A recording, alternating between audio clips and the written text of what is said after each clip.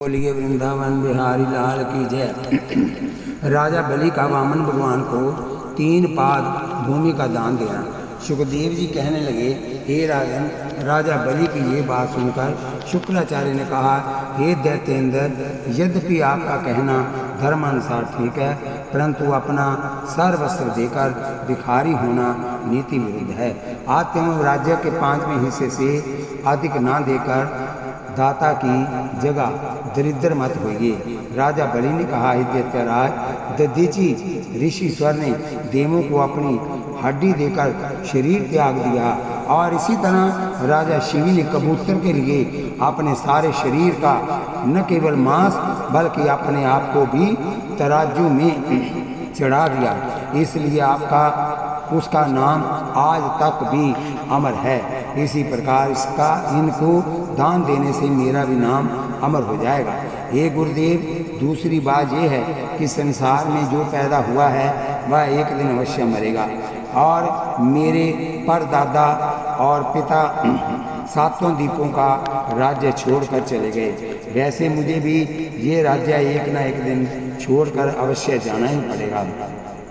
इसलिए शुभ कार्य में रुकावट मत डालिए, क्योंकि कहा है, जो होते शुभ काम में देते रोग लगाए, पड़े नरक के बीच वह जन्म जन्म दुख पाए। इसलिए शुभ कार्य में देर मत कीजिए। कहा है, किसी समय शुभ काम में नर मत लाइए देर, विघ्न अधिक संसार में पड़त फेर में फेर। सुखदेव जी कहने लगे, हे राजन, ऐसा कह राजा बलि ने ज्यों ही सोने का गंगा सागर लेकर वामन भगवान को संकल्प देना चाहा, त्यों ही शुक्राचार्य अपना छोटा सा रूप बनाकर उसकी टोंटी में घुस गए। जब भगवान ने पानी नहीं आता देखा तो गंगा सागर की नल की को साफ करने के लिए जैसे कुशा की सीख उसमें चला दी, जिससे शुक्राचार्य जी की एक आंख फूट गई। तो शुक्राचार्य जी ने क्रोधित होकर कहा, राजा बलि को श्राप दिया कि तेरे राज्य और धन का नाश हो। ये कहते हुए वहां से चले गए, और राजा बलि ने वामन भगवान को विधि पूर्वक 3 पग भूमि का संकल्प कर दिया। ठीक ही कहा है,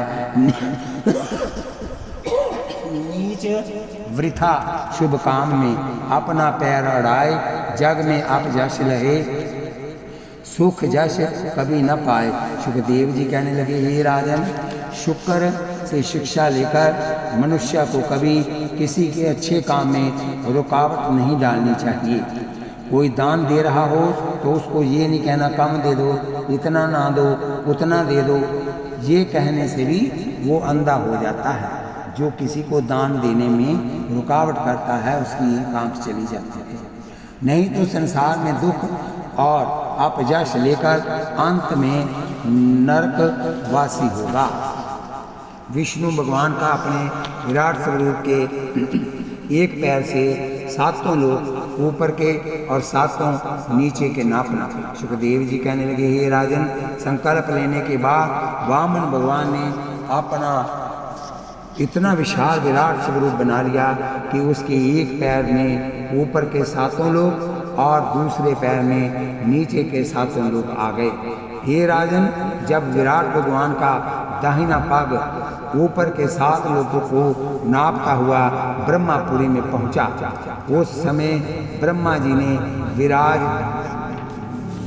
विरजा नदी का जल लेकर उसके चरण कमलों मुख को धोया और चरणामृत लेकर आंखों से लगाया तथा बाकी का कमंडलों में रख छोड़ा, जिससे पापों को नाश करने वाली गंगा जी उत्पन्न हुई। हे राजन, इसके बाद जब दैत्यों ने ये देखा कि ये नाटा पुरुष साधारण मनुष्य नहीं बल्कि स्वयं विष्णु भगवान है और इसने छल में राजा बलि का सर्वस्व छीन लिया है, तो विप्रचिति और कालनेमी आदि दैत्य विचारने लगे कि आज इस अकेले को मारकर सदा के लिए दैत्य कुल से उरीन हो जाना चाहिए। ये विचार कर ज्यों ही वो वामन भगवान के चारों ओर लिपट कर प्रहार करने लगे, त्यों ही भगवान ने सुदर्शन चक्र से उन्हें छिन्न भिन्न कर दिया। तब रोते और भागते हुए दैत्यों को धीरज देते हुए राजा बलि ने कहा, भाइयों, तुमको अपने दुर्दिन देखकर धीरज से काम लेना चाहिए तथा सब कामों में परमात्मा की इच्छा बलवान समझकर कभी दुखित नहीं होना चाहिए। सुखदेव जी कहने लगे, हे राजन, जब सब दैत्य मैदान छोड़कर भाग गए तब वामन भगवान ने राजा बलि से कहा, दैत्येंद्र, आपने हमको 3 पाद भूमि देने का संकल्प किया था, तो दोनों पैरों में मैंने आपके 14 लोक नाप चुके हैं। अब तीसरा पाद पृथ्वी का जो दान देने से अवशेष रह गया है, उसे देकर अपने प्राण का पालन कीजिए। कहा भी है, प्राण त्याग प्रण राखते, सज्जन मानी वीर, दुर्जन प्रण को त्याग कर रखते द्रव्य शरीर। हे दैत्येंद्र, आप उत्तम कुल उलोत्पन्न और दानी हैं, इसलिए अपने वचन को शीघ्र पूरा कीजिए।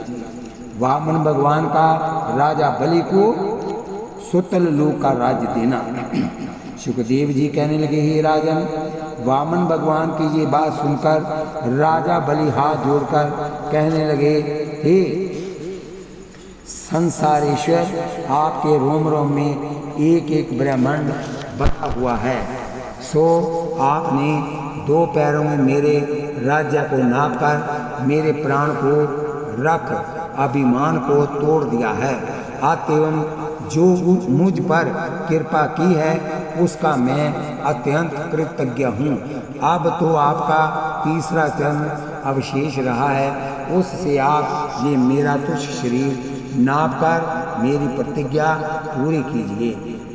यद्यपि ये मेरा शरीर छोटा है, परंतु यदि न्याय से देखा जाए तो बड़ा भी बन सकता है, क्योंकि वस्तु से उसका स्वामी सदा बड़ा हुआ करता है। इस न्याय से जब मेरा राज्य आपके 2 पैरों द्वारा नापा गया है, तो क्या कारण है कि ये मेरा शरीर कम से कम आपके 3 पैरों द्वारा ना नापा जाए, मगर मुझे देनी है केवल 1 पाद भूमि, इसलिए हिसाब से तो अधिक है, मगर उसके बदले में मेरे सारे शरीर को ही नाप लीजिए। सुखदेव जी कहने लगे, हे राजन, राजा बलि के मुख से ये युक्त बात सुनकर भगवान बड़े प्रसन्न होकर कहने लगे, हे बलि, तुझे और तेरे माता पिता को धन्य है, जिसने न केवल अपना सर्वस्व बल्कि शरीर भी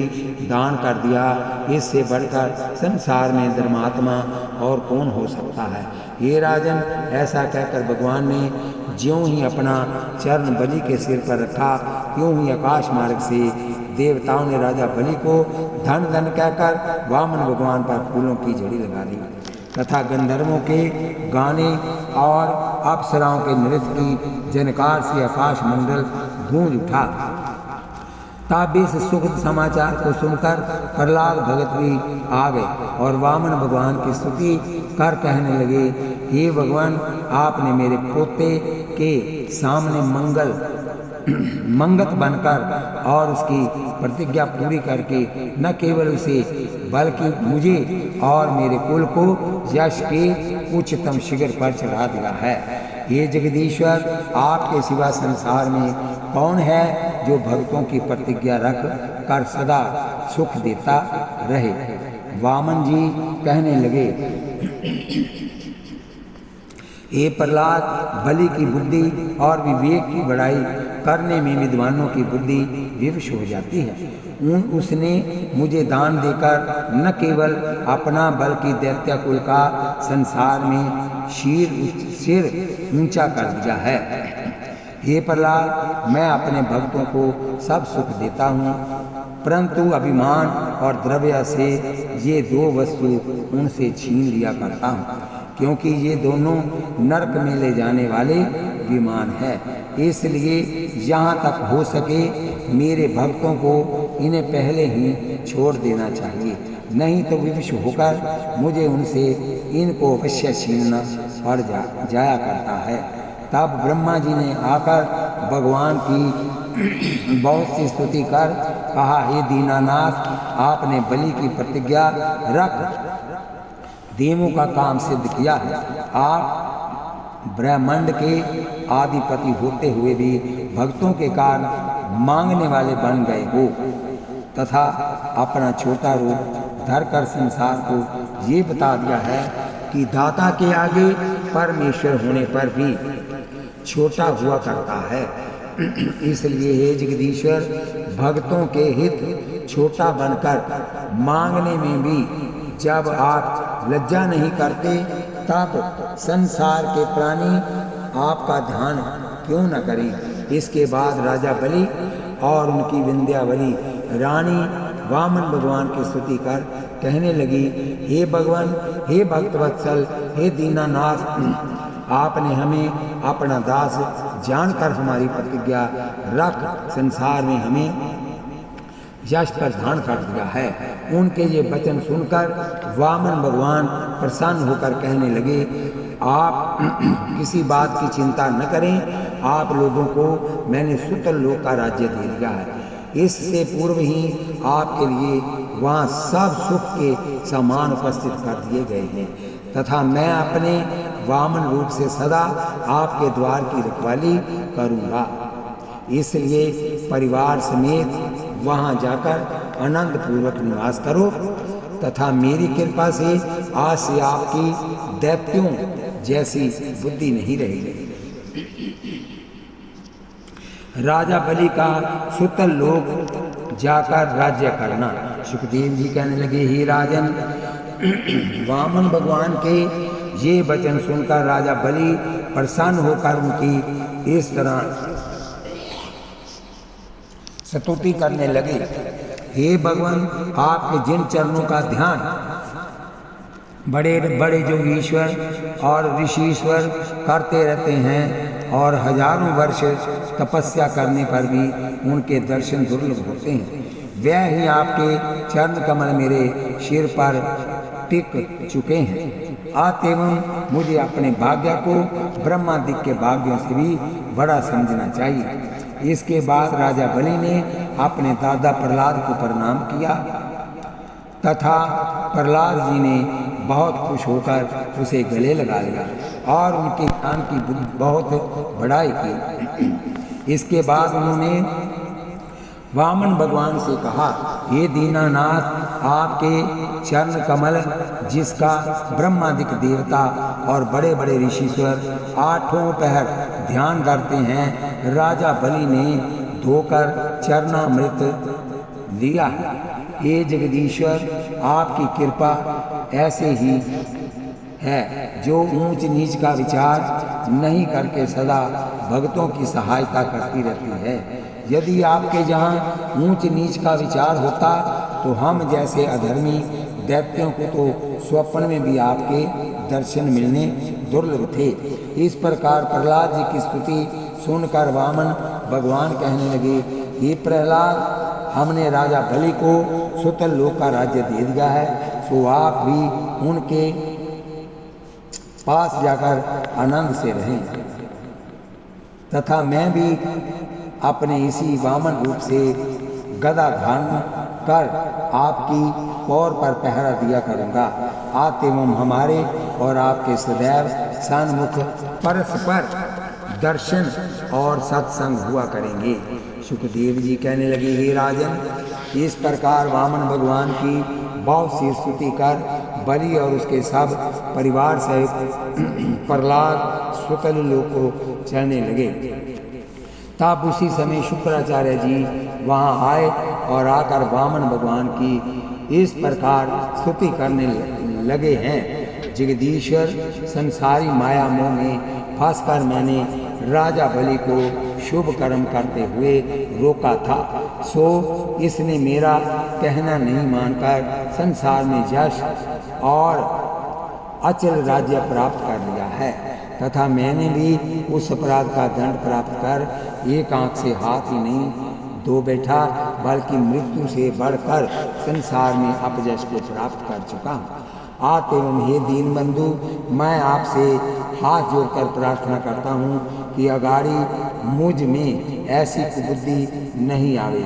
शुक्राचार्य की ये बात सुनकर जगदीश्वर कहने लगे, ये शुक्राचार्य, यद्यपि शुभ कार्य को आपने रोकना चाहा था, परंतु हमने आज से आपको वर दिया है कि तुमको आगे ऐसी वो बुद्धि नहीं व्यापेगी, सो आप भी इसके साथ सुतल लोग चले जावें। किंतु इससे पहले 100वें यज्ञ की पूर्णाहुति राजा बलि के हाथ से दिलवाते जाएं। तब शुक्राचार्य जी प्रसन्न होकर कहने लगे, हे भगवान, यहाँ आपके दर्शन हो जाते हैं, वहाँ बिना किए ही हजारों यज्ञ संपूर्ण हो जाते हैं। हे राजन, इसके बाद 100वें यज्ञ की जिस समय शुक्राचार्य ने पूर्णाहुति दी, तब उस समय वामन भगवान ने प्रसन्न होकर राजा बलि को कहा, हे दैत्येंद्र, 8वें मनवंतर में आप इंद्र बना दिए जाओगे। तत्पश्चात प्रहलाद राजा बलि और शुक्राचार्य तमाम दैत्यों को साथ लेकर सुतल लोक को चले गए और ब्रह्मादिक देवता वामन भगवान का नाम भूपेंद्र रखकर उन्हें विमान में बिठाकर स्वर्ग लोक को चले गए। वामन भगवान के ने वहां जाकर देवों को इंद्रपुरी का राज्य दे दिया। उस समय सुरेंद्र देवता और उनकी माता अदिति उनका गुणगान करने लगे। तत्पश्चात वामन भगवान वैकुंठ को चले गए और इंद्र अपना आनंद से राज्य करने लगा। शुकदेव जी कहने लगे, हे राजन, आपके सामने वामन अवतार की कथा वर्णन कर दी गई है। सो जो कोई मनुष्य इस कथा को प्रेम से कहेंगे अथवा सुनेंगे, उनके सब मनोरथ पूर्ण हो जाएंगे। शुकदेव जी का राजा परीक्षित से मात्स्य अवतार की कथा कहना। इतनी कथा सुनकर राजा परीक्षित कहने लगे, हे मुनिंदर, वामन भगवान की कथा सुनकर मेरा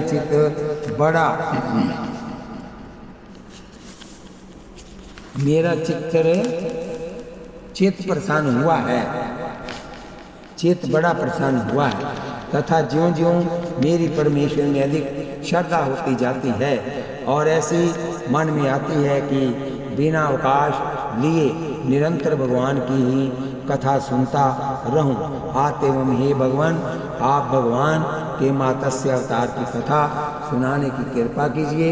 शुकदेव जी कहने लगे, हे राजन, यद्यपि भगवान निराकार और जन्म मरण से रहते हैं तथा सारा संसार उन्हीं के स्वरूप हैं, किंतु जब गौ, पृथ्वी, साधु, ब्राह्मण, देवता और भक्तों पर दुख पड़ता है, उस समय उनके हित के लिए बिना किसी जीव विशेष का विचार किए जो भी उचित समझते हैं अथवा सगुण अवतार धारण कर लेते हैं। ये राजन, अब मैं आपके सामने जिस प्रकार भगवान ने मात्स्य अवतार धारण किया था वह कथा सुनाता हूँ, सुनो। एक समय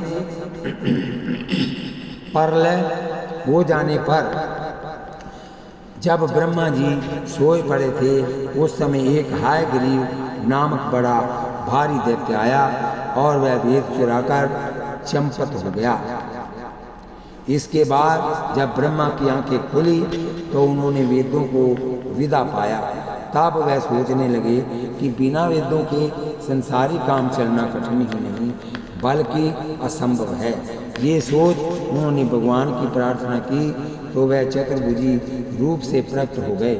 उनको सम्मुख देखकर ब्रह्मा जी बोले, हे दीनानाथ, ज्ञात होता है कि हायग्रीव नामक दानव वेद चुरा कर के ले गया है, जिससे तमाम संसार का काम ठप हो गया है। अतएव वेदों को उस दुष्ट से शीघ्र लाने की कृपा कीजिए।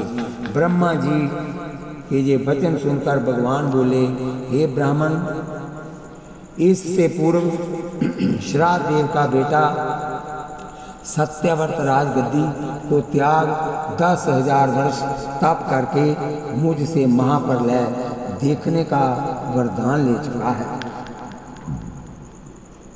आप एवं उसको महाप्रलय का कौतुक दिखाने के लिए और आपके वेद लाने के लिए मैं मत्स्य अवतार धारण करूंगा। हे राजन, ऐसा कहकर भगवान अंतर्ध्यान हो गए और ब्रह्मा जी अपने कर्तव्यानुसार संसार रचने का काम करने लग गए। एक दिन का हाल है कि राजा सत्यव्रत कीर्तिमाला नामक नदी में स्नान कर ज्यों ही तर्पण करने को अंजलि में पानी लिया, त्यों ही उनकी अंजलि में एक बहुत छोटी मछली आकर कहने लगी, हे राजन, मेरी रक्षा कीजिए, नहीं तो नदी की बड़ी मछली मुझे भक्षण कर जाएगी।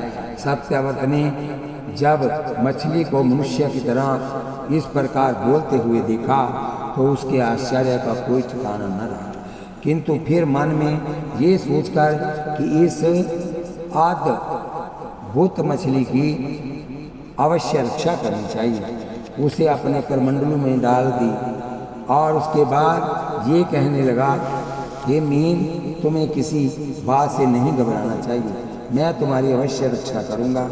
इस प्रकार कहकर और इससे पूर्व उस मीन को कमंडलों में डालकर राजा घर पर आ गया, परंतु ज्यों ही वह घर पर आया त्यों ही वह मीन बड़ी होकर और उस कमंडलों में फंसकर कहने लगी, हे राजन, मेरा इस कमंडलों में दम घुटा जाता है, इसलिए मुझे किसी बड़े पानी के बर्तन में डाल दीजिए। तत्पश्चात राजा ने उसे एक पानी के मटके में डाल दिया, परंतु थोड़ी सी देर में फिर उसने कहा कि इसमें भी मैं अच्छी प्रकार श्वास नहीं ले सकती।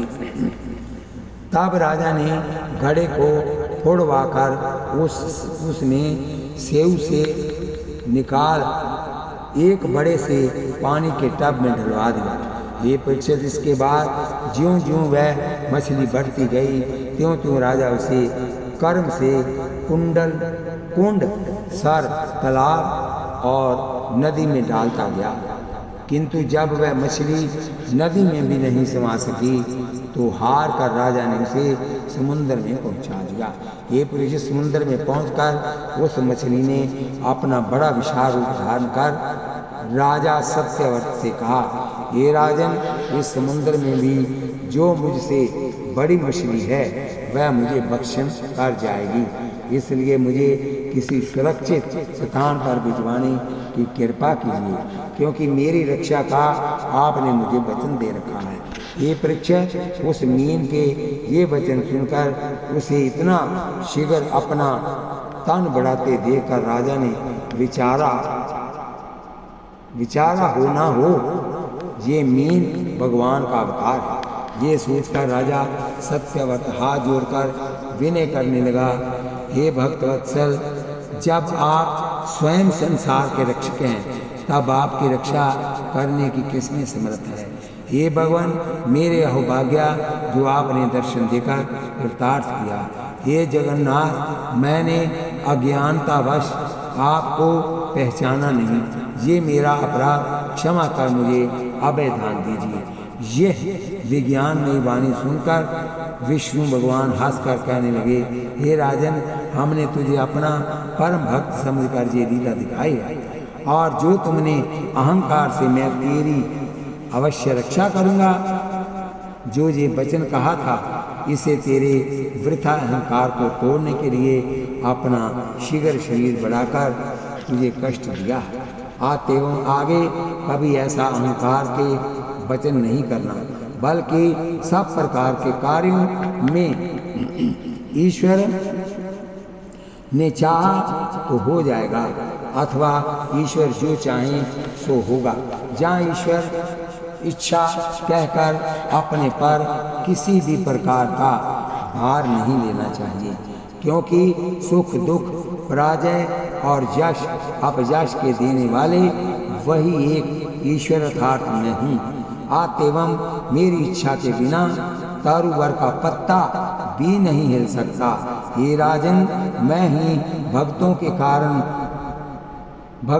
कारण बिना किसी मान बढ़ाई की इच्छा के लिए अपना सगुण अवतार धारण किया करता हूँ। यद्यपि मैं निराकार अजन्मा और घटने बढ़ने से रहित हूँ, तो भी इससे पूर्व तुमको महाप्रलय का कौतुक दिखाने का वरदान से मैं तुमको आज के 7वें दिन महाप्रलय का कौतुक दिखाऊंगा। विष्णु भगवान के मुख से ये वचन सुनकर राजा सत्यव्रत ने कहा, ये जगदीश, वह कौतुक मुझे किस प्रकार दिखाया जाएगा, ये बताने की कृपा कीजिए। भगवान ने कहा, हे राजन, आज के 7वें दिन तुमको पृथ्वी पर केवल जल ही जल दिखाई देगा। जब तुम उसे देखकर घबरा जाओगे, तब तुमको एक नौका, उसमें सप्तऋषि बैठे हुए होंगे, दिखाई देगी, तथा उस समय तुमको एक बड़ा विशाल सर्प भी दिखाई देगा। सो उस नौका का एक सिरा तो उनकी पूंछ में बांध देना और दूसरा सिरा मेरे सोने के सींग में, जो हजारों योजन लंबा होगा, बांध देना। उस समय तुमको महाप्रलय का कौतुक दिखाया जाकर ज्ञान सिखलाया जाएगा, किंतु इससे पहले तुम सब औषधियों के बीज अवश्य एकत्रित कर लेना। ये राजा परीक्षित। इसके बाद राजा सत्यव्रत ने 7वें रोज क्या देखा, आकाश में चारों ओर बादल ही बादल दिखाई दे रहे हैं, और इसके बाद इतनी जोर से पानी बरसा कि पृथ्वी पर चारों ओर जल ही जल दिखाई देने लगा। चारों ओर जल का समुंदर उमड़ता हुआ देखकर राजा घबराकर ज्यों ही सोचने लगा, क्यों ही सप्तऋषियों ने वहां आकर अपनी नौका में उसे बिठा लिया। तत्पश्चात उस नौका को एक ओर से मातस्य भगवान के सींग में और दूसरी तरफ से वासुकी नाग की पूंछ में एक सर्प ही की रस्सी से बांध दिया, एक सर्प ही की रस्सी से बांध दिया। जब राजा प्रलय का कौतुक देखने लगे तो मत्स्य भगवान ने उसे ज्ञान देना आरंभ किया। पूरे ज्ञान के जानने के लिए मत्स्य पुराण देखिए कि हे राजन, ये संसार झूठा है और ब्रह्मा परमेश्वर सत्य है, इसलिए प्राणी का जन्म मरण के बंधन से छूटने के लिए उस परमेश्वर का जरूर भजन करना चाहिए तथा माया में लिप्त नहीं रहना चाहिए। जो प्राणी स्त्री पुरुष धन और संसारी सुखों में फंसकर परमेश्वर का भजन नहीं करते, वे नरक भोगकर 84 लाख योनियों में जन्म धारण करते हैं। ये परीक्षित, इस प्रकार बहुत सा ज्ञान देकर मत्स्य भगवान ने राजा को आंख मीचने के लिए कहा। तत्पश्चात ज्यों ही राजा ने आंखें मीचकर खोली, त्यों ही अपने आप को नदी के किनारे बैठा पाया। उस समय ना तो चारों ओर जल था और ना कहीं नौका थी और ना मत्स्य भगवान थे। शुकदेव जी कहने लगे, हे राजन, बोलिए वृंदावन बिहारी लाल की जय। शुकदेव जी कहने लगे, हे राजन, राजा को प्रलय माल का कौतुक दिखाकर मत्स्य भगवान पाताल को चले गए और वहाँ है गरीब दानव को मारकर उससे वेद ले लिए और इसके बाद उन्हें ब्रह्मा को देकर वैकुंठ में चले गए। हे राजन, इस प्रकार 14 मनवंतर जो कि ब्रह्मा के एक दिन में होते हैं, उनकी कथा तुमको सुना दी गई है। अब और जो सुनने की इच्छा हो सुनिए। ये सुन राजा परीक्षित कहने लगे, हे शुकदेव स्वामी, आपने मुझे मत्स्य अवतार की कथा सुनाकर कृतार्थ कर दिया है। अब कृपा कर उन धार्मिक राजाओं की कथा कहिए कि जो धर्म से, राज्य और परमात्मा का भजन करके वैकुंठ में पहुंच चुके हैं, क्योंकि धर्मात्मा और ज्ञानी पुरुषों की जीवनी सुनने से भी मनुष्य भव सागर से तार जाया करते हैं। श्री सूत जी कहने लगे, हे मुनीश्वरों, जो कोई मनुष्य इस 8वें स्कंद की कथा भक्ति पूर्वक कहेंगे अथवा सुनेंगे, वह संसार में सब प्रकार के सुखों को प्राप्त करके अंत में मुक्त हो जाएंगे। सुखदेव मुनि का राजा परीक्षित सूर्य और चंद्रवंशी राजाओं की कथा कहना। बोलिए वृंदावन बिहारी लाल की जय। सुखदेव जी कहने लगे, हे राजा परीक्षित, अब मैं आपके सामने संक्षेप में सूर्य और चंद्रवंशी राजाओं की कथा कहता हूँ, सो सुनिए। महाप्रलय में जबकि केवल एक भगवान पार ब्रह्म परमेश्वर अवशेष रह गए, तब उनको अनेक प्रकार रूप देखने की इच्छा हुई। हे राजन, इस इच्छा के उत्पन्न होते ही उनकी नाभि से कमल, कमल से ब्रह्मा, ब्रह्मा से मनु, मनु से मारिच, मारिच से कश्यप और कश्यप से सूर्य भगवान प्रकट हुए तथा उनसे श्राद्ध देव नाम का पुत्र उत्पन्न हुआ।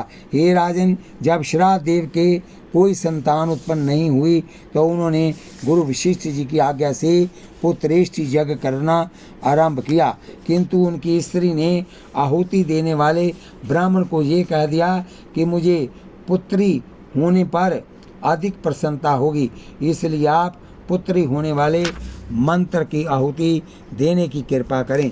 इसके बाद जब यज्ञ संपूर्ण हो गया तब उनके एक अत्यंत सुंदर पुत्री उत्पन्न हुई। वशिष्ठ जी ने उसका नाम इला रख दिया। श्राद्ध देव कहने लगे, हे गुरुदेव, जब पुत्र कामना से यज्ञ किया गया तो पुत्री होने का क्या कारण है? इस पर गुरु वशिष्ठ जी ने उत्तर दिया कि हे राजन, यद्यपि पुत्रेष्टि ही यज्ञ किया गया था, परंतु आपकी स्त्री ने आहुति देने वाले पंडित को पुत्री की इच्छा से आहुति दिलवा दी एवं पुत्री उत्पन्न हो गई। किंतु इच्छा हो तो परमेश्वर की प्रार्थना कर उनसे इसको पुत्र में भी तब्दील कराई जा सकती है। श्राद्ध देव ने कहा, गुरुदेव, पुत्र की इच्छा से तो यज्ञ आरंभ ही करवाया गया था, इसलिए कृपा कर इसका पुत्र बनवा दीजिए। इसके बाद वशिष्ठ जी ने भगवान की बहुत स्तुति की। तब उन्होंने दर्शन देकर कहा, हे ऋषीश्वर, कहिए किस वस्तु की इच्छा है? तत्पश्चात ऋषीश्वर ने कहा, हे राजन, कृपा कर इस पुत्री का पुत्र बना दीजिए। जगदीश्वर ने कहा, ऐसा ही होगा। हे परीक्षित, इसके बाद भगवान तो अंतर्धान हो गए और उस कन्या का पुत्र हो गया। ये देखकर राजा बड़ा प्रसन्न हुआ और उसने जाचकों को मुंह मांगा दान दिया तथा उसका नाम सदुम्मन रख दिया। सदुम्मन सियाना हो गया तो महाराज श्राद्ध देव उसे गद्दी पर बिठाकर भगवान का भजन करने के लिए वन में चले गए और सदुम्मन धर्म से प्रजा का पालन करने लग गया। एक दिन का वृत्तांत है कि महाराजा सदुम्मन अपने बहुत से सेवकों के साथ अहीर खेलता हुआ अंबिका वन में पहुंच गया। जिस समय वह उस वन में पहुंचा तो क्या देखा कि सारे प्राणी स्त्री रूप हो गए हैं। ये देखकर उसके आश्चर्य का कोई ठिकाना न रहा। राजा परीक्षित कहने लगे, हे भगवान, उस वन में पहुँचने से पुरुष स्त्री क्यों हो जाते थे, इसका वर्णन कीजिए। सुखदेव जी कहने लगे, हे राजन, एक समय उस वन में शिव और पार्वती जी विहार कर रहे थे। उस समय सनकादिक ऋषिश्वर वहाँ पहुँच गए। सो उनके जाने के बाद महादेव जी ने श्राप दिया कि जो नर प्राणी इस वन में आएगा वह स्त्री रूप हो जाएगा।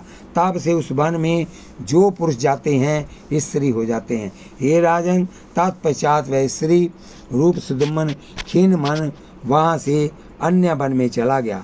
जब वह एक अन्य वन में पहुँचा तो उसने चंद्रमा के पुत्र बुध को तप करते हुए देखा। तत्पश्चात जब उसकी 4 आंखें हुई तो उन्होंने अपना गंधर्व विवाह कर लिया। इसके बाद स्त्री रूप सुदुम्न के पुरखा नाम का पुत्र हुआ। इस प्रकार जब उनको बहुत दिन बीत चुके तो स्त्री रूप सुदुम्न ने गुरु वशिष्ठ का ध्यान धरकर कहा, हे गुरुदेव, कृपा कर मुझे किसी तरह से फिर पुरुष बनाइए। ये सुन वशिष्ठ जी ने भगवान शिव पार्वती का ध्यान किया तो उन्होंने दर्शन देकर कहा, हे ऋषिश्वर, किस इच्छा से आपने मेरी स्तुति की। वशिष्ठ जी ने जब सारा हाल उनको बतलाकर सुदुम्न को फिर पुरुष बनाने के लिए कहा तो उन्होंने कहा कि सदा के लिए तो पुरुष नहीं हो सकता, किंतु 1 महीने स्त्री रहकर फिर 1 महीने पुरुष बन सकता है।